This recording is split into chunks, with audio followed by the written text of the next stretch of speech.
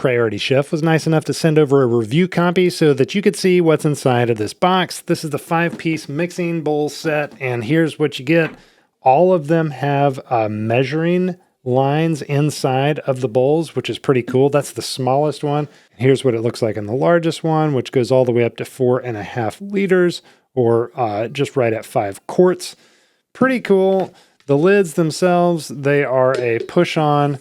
So it goes like this, and you just kind of cinch it down so it's really secure.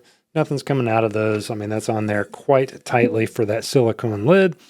You get 5 sizes. These are super nice quality. It's got also this base of silicone, so you're not clanging these against stuff all the time.